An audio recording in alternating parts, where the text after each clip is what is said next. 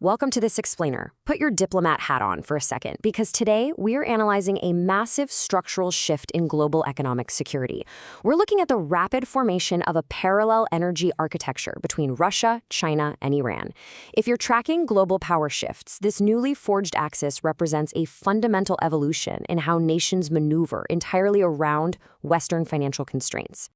Here is the agenda for our strategic briefing today. 1. The new energy triangle.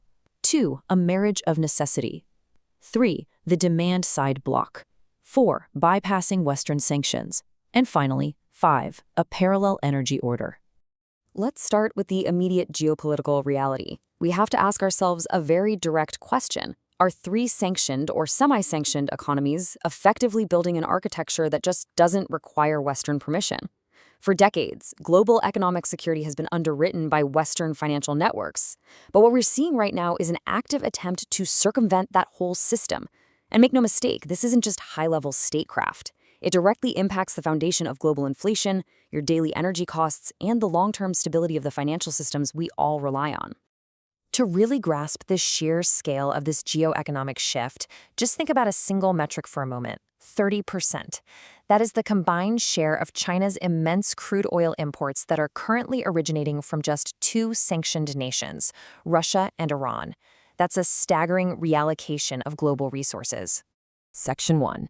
The new energy triangle, where we'll map out the key players. The current landscape reveals some incredibly deep strategic dependencies. Russia now supplies over 17% of China's crude, plus critical pipeline gas. Meanwhile, Iran historically supplies roughly 13%. So China has positioned itself way beyond just being an open market buyer. It's become the essential primary economic guarantor for both of these heavily sanctioned producers. Section 2, a marriage of necessity, looking at how they are cementing these relationships. It's fascinating how this partnership has rapidly evolved from simple transactions into a really robust alliance. Before the recent geopolitical eruptions, trade was a pretty straightforward swap: cheap oil for Chinese renminbi.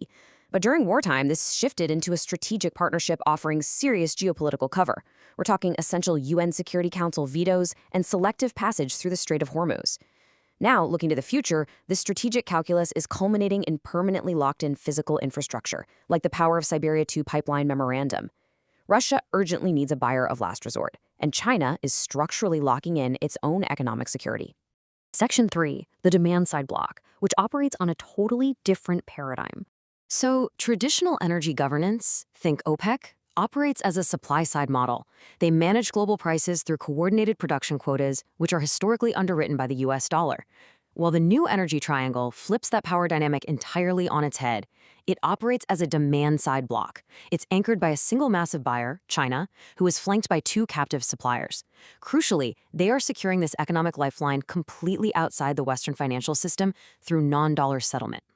Section 4. Bypassing Western sanctions. Let's look at the secretive plumbing of it all. To actually pull this off and circumvent Western governance, these nations rely on a highly engineered, incredibly opaque architecture. First, they abandon the dollar, heavily leveraging the Chinese renminbi.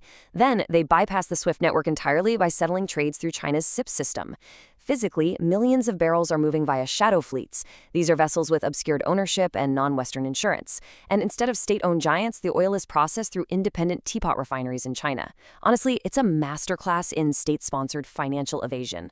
The absolute crucial point here is that this isn't just about moving cheap oil under the radar. No, this is a structural mechanism actively bypassing SWIFT.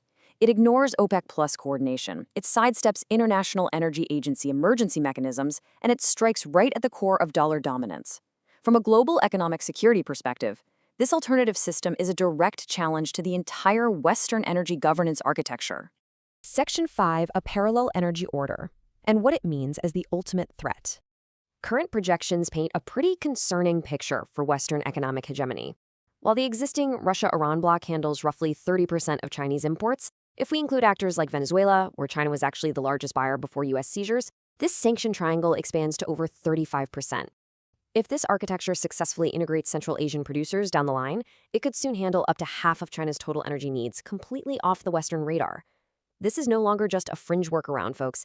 It's the maturation of a parallel global economy. As we wrap up this briefing, I want you to keep this critical intelligence takeaway in mind.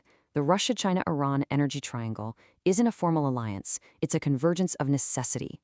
These countries aren't bound by shared ideologies or formal treaties. They're bound by an urgent requirement to survive crushing sanctions. Russia and Iran absolutely need capital, and China requires cheap, reliable energy that is completely insulated from Western economic control. And that leaves us with a stark, genuinely historic reality to ponder. If a true parallel energy order consolidates, successfully handling a massive chunk of global demand outside the US dollar system and entirely beyond the reach of sanctions, is the era of unquestioned Western economic security over? It really is the defining geoeconomic question of our time. I'll leave you to think about what that answer means for the future. Thanks for joining me in this explainer.